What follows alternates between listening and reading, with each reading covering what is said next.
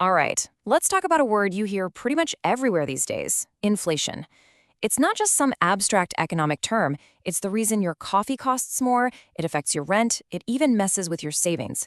It's a huge deal in our daily lives, and today we're going to break it all down. Have you ever had that feeling? You look at your grocery bill or you see the price at the gas pump and you just think, hang on a second, my money does not go as far as it used to. Well, guess what? You're not imagining things. There's a really powerful economic force at work here, and that is exactly what we're going to get into. So, what even is inflation? At its absolute core, it's just a general increase in prices over a period of time. But, and this is the part that really matters to you and me, as those prices creep up, the actual value, the purchasing power of your money goes down. Every single dollar you have just buys a little bit less than it did before. Let's make this super, super simple. Think about it like this. Last year, you could take $1 and buy a loaf of bread. Easy. This year, that exact same loaf costs $1.50. The bread didn't change, right? It's the same bread. But the value of your dollar did. You need more of your money to buy the very same thing. And that, in a nutshell, is inflation. Okay, so that's the what. But what about the why? Why does this even happen in the first place? It's not just random. There are some really specific economic reasons that drive prices up, and we're about to unpack them. So when you look at it, economists usually point to three main culprits. You've got demand pull, you've got cost push, and then there's the money supply. You can think of these as the three big engines that can really push prices higher. So let's take a look at each one. First up, we have demand pull inflation. This is that classic situation of too much money chasing too few goods. Just imagine a brand new, super popular gaming console comes out. Everybody wants one, but the company just can't make them fast enough. What happens? People are willing to pay more to get their hands on one.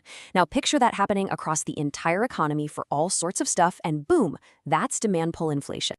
All right, number two is something called cost push inflation. This happens when the cost to actually produce things goes up. So, for example, if the price of oil suddenly skyrockets, that makes transportation and manufacturing way more expensive for businesses. And to protect their own profits, what do? They pass those extra costs right along to us, the consumers, in the form of higher prices. And our third cause is a huge one: the money supply itself. Basically, if a government starts printing and pumping a whole lot more money into the economy, then the value of each individual dollar starts to drop. I mean, it makes sense, right?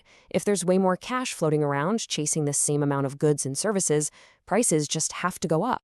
So we know what causes it, but that leads to the big question. Is inflation good or is it bad? Well, the real answer is it's complicated. It's definitely not black and white. There are two very different sides to this coin, and whether it's good or bad really depends on how fast prices are actually rising. Check this out. A little bit of low and steady inflation, like what you see at the top, is actually seen as normal, even healthy for an economy. It's when you get into high inflation, or especially that scary one, hyperinflation, that things get dangerous. But look at the bottom there, deflation. Prices actually falling might sound amazing, but it can be incredibly harmful because everyone stops buying things, thinking prices will drop even more, and that can just grind an entire economy to a halt.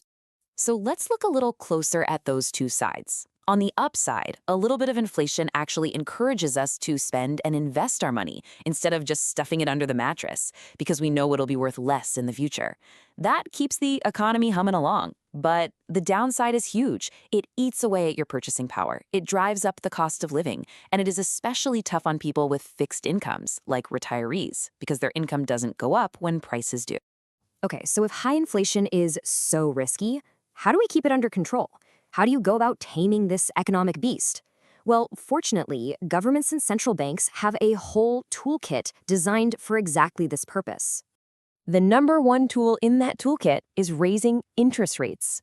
See, when interest rates go up, it gets more expensive to borrow money for a car, a house, or for a business to expand. This causes people and companies to spend less, which kind of cools down the whole economy and slows down those price increases. The overall goal is always the same: to gently tap the brakes, slow things down, and bring inflation back to a stable level. So if you only take one thing away from this whole explainer, let it be this: inflation is that steady, sometimes invisible rise in prices that is constantly shaping your financial world. Just understanding what it is and how it works is the absolute first step to making smarter decisions with your money, whether you're saving, investing, or just trying to figure out your budget for the month. And that just about wraps it up. We've gone through what inflation is, what's behind it, and how it's managed. So I'll leave you with a final thought to chew on. Now that you understand the rules of the game, how do you see inflation playing a role in your own life and the choices you make?